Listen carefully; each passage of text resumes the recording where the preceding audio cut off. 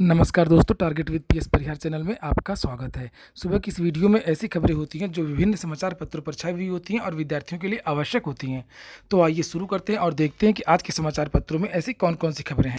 आगे बढ़ने से पहले एक बात और, जो नए व्यूअर हैं या नए मित्र हैं जिन्होंने इस चैनल को अभी तक सब्सक्राइब नहीं किया है, पहले आप लोग सब्सक्राइब कर लें। उसके बाद में ये बेल आइकन दिखाई देगा, इसको भी क्लिक कर दें ताकि जब भी किसी भर्ती का कोई अपडेट होगा तो उसका नोटिफिकेशन आपको मिल जाएगा। और जो लोग पहले से सब्सक्राइब कर चुके हैं वो लोग इस वीडियो को लाइक कर दें। दोस्तों, खबर की शुरुआत करते हैं टीटी 2018 के सर्टिफिकेट से। टीटी 2018 का जो सर्टिफिकेट है वो अगले सप्ताह से मिलने शुरू हो जाएंगे। लिखा हुआ है कि टीटी 2018 का सर्टिफिकेट अगले हफ्ते से प्रदेश के सभी डायट पर पहुंच जाएगा और उसके बाद अभ्यर्थियों को दे दिया जाएगा। सचिव परीक्षा नियामक अधिकारी उत्तर प्रदेश प्रयागराज अनिल भूषण चतुर्वेदी ने सोमवार को बताया कि रिजल्ट तो पहले से ही घोषित कर दिया गया था, लेकिन कई अभ्यर्थी मामले को लेकर के हाईकोर्ट चले गए थे। इस पर हाईकोर्ट ने रिजल्ट में कुछ संशोधन का दिशा निर्देश दिया था और उस संशोधन को पूरा कर लिया गया है। सचिव परीक्षा नियामक ने बताया कि टीटी का सर्टिफिकेट लेने के पूर्व अभ्यर्थियों को हाई स्कूल इंटरमीडिएट के अंक पत्र, प्रमाण पत्र व बीटीसी बीएड की मूल प्रमाण पत्र और अपनी एक पासपोर्ट साइज फोटो डैट पर ले जाना होगा, क्योंकि इसके मिलान के बाद ही टीटी का सर्टिफिकेट अभ्यर्थियों को दिया जाएगा। तो दोस्तों, ये प्रमाण पत्र आप लोग इकट्ठा कर लीजिए और अगले सप्ताह से आपको इसके जो प्रमाण पत्र हैं टीटी के वो मिल जाएंगे। इसके बाद में अगली सूचना है बीएड 4 वर्षीय बीएड के पाठ्यक्रम की। इसके जो दिशा निर्देश है वो जारी कर दिए गए हैं कि किस तरीके से इसमें प्रवेश होंगे और जो विद्यालय खुलेंगे उनके लिए क्या मानक होंगे। लिखा हुआ है कि अब स्नातक की आवश्यकता नहीं है। बीएड करने के लिए अब केवल 12वीं 50% अंकों के साथ में पास होना आवश्यक है। ये देखिए, इसमें लिखा हुआ है कि 12वीं के बाद 4 वर्षीय बीएड पाठ्यक्रम के नियम जारी। 12वीं बाद 4 वर्षीय बीएड पाठ्यक्रमों के नियम राष्ट्रीय अध्यापक शिक्षा परिषद ने जारी कर दिया है। एनसीटीई ने 2 नए कोर्स शुरू किए। इन कोर्सेज की पहली अधिसूचना को सरकार ने संशोधित कर दिया है। तो 12वीं के कोई खास बदलाव नहीं हुआ है। अब पहले जैसे स्नातक मांगा जाता था 50% अंकों के साथ में बीएड करने के लिए, अब 12वीं मांगा जाएगा। पहले 2 वर्ष का बीएड होता था और अब ये जो बीएड होगा वो 4 वर्ष का होगा, यानी कि बीएड साथ में स्नातक की डिग्री आपको मिलेगी। और जो इसके विद्यालय होंगे जिनको ये मान्यता दी जाएगी उसके बारे में भी दिशा निर्देश दिए गए हैं। लिखा प्रत्येक कॉलेज में केवल 50 सीटें दी जाएंगी और इसके लिए यहाँ पर लिखा हुआ है कि बीएड एमएड वाले संस्थान को इन कोर्स के लिए 500 मीटर वर्ग मीटर की भूमि और 400 वर्ग मीटर बिल्डिंग एरिया तैयार करना होगा। अगर आपके पास किसी विद्यालय खोलना है बीएड के लिए तो आपको ये जो मान्यता है ये पूरी करनी होगी। इसके बाद में है कुछ सूचनाएं 69,000 शिक्षक भर्ती की। इस भर्ती में जितने भी अभ्यर्थी हैं सब आपस में ही एक दूसरे के दुश्मन बन बैठे हैं, चाहे वो शिक्षा मित्र हों, चाहे वो बीटीसी अभ्यर्थी हों या बीएड अभ्यर्थी हों।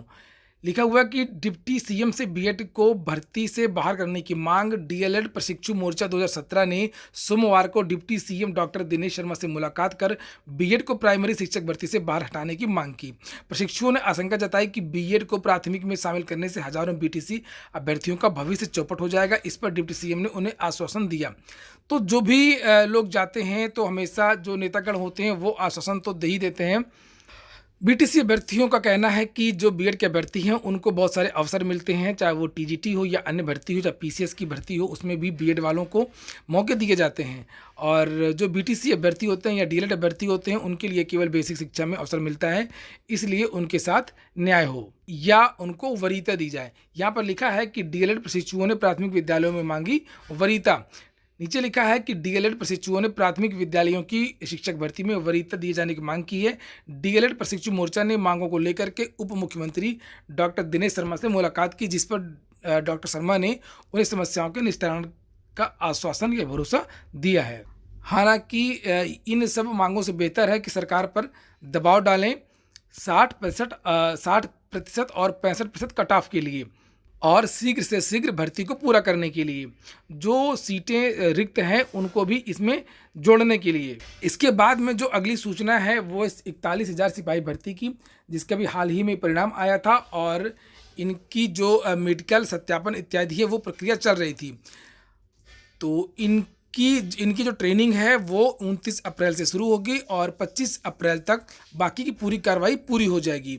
लिखा हुआ कि सिपाही भर्ती 2018 के तहत चयनित अभ्यर्थियों का मेडिकल और पुलिस सत्यापन 25 अप्रैल तक पूरा कर लिया जाएगा। इसके बाद 29 अप्रैल से पहले चरण के 23,541 अभ्यर्थियों का प्रशिक्षण शुरू होगा। पुलिस अधिकारियों के अनुसार चयनितों की सूची और ब्यौरा संबंधित जिलों को भेज दिया गया है। पुलिस अधीक्षक संबंधित थानों के माध्यम से अभ्यर्थियों का सत्यापन करेंगे और उसी जिले में मेडिकल चेकअप होगा।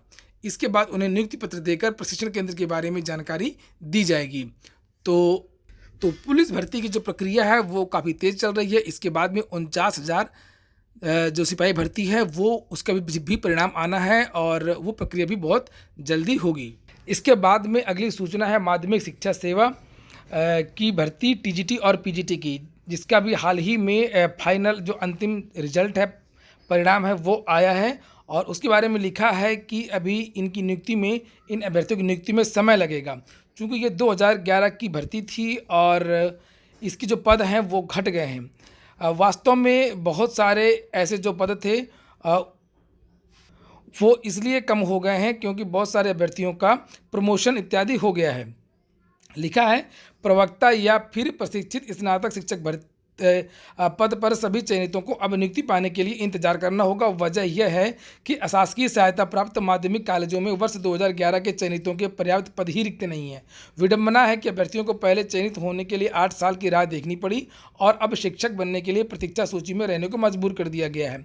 इन पदों के लिए चयन करने वाला माध्यमिक शिक्षा सेवा चयन बोर्ड उत्तर प्रदेश भले ही पारदर्शिता का दावा कर रहा हो, लेकिन हकीकत यह है कि चयन बोर्ड की देरी से अभ्यर्थी चयनित होकर भी शिक्षक नहीं बन पा रहे हैं। यानी कि पहली बात तो इतनी लंबी प्रक्रिया रही, 2011 की भर्ती 2019 में परिणाम आया है और अब इसके बाद भी नियुक्ति का कोई अता पता नहीं है। बताया यह जा रहा है कि जो पद थे वो भर दिए गए हैं और वो प्रमोशन इत्यादि से या अन्य भर्ती के द्वारा वो पद पूरे कर लिए गए हैं। अब जब पद रिक्त होंगे तब इनकी भर्ती होगी। ऐसे बहुत से अभ्यर्थी हैं जो नियुक्ति से पहले रिटायर भी हो सकते हैं। तो ठीक है दोस्तों, फिलहाल ये हो गई आज की अपडेट और इसी तरीके की अपडेट प्राप्त करने के लिए आप लोग इस चैनल से जुड़े रहें। अगर आपको ये सूचनाएं अच्छी लगती है तो वीडियो को लाइक कर दिया करें। जिन मित्रों ने चैनल को सब्सक्राइब ना किया, सब्सक्राइब भी कर लें। पूरा वीडियो सुनने के लिए बहुत बहुत धन्यवाद।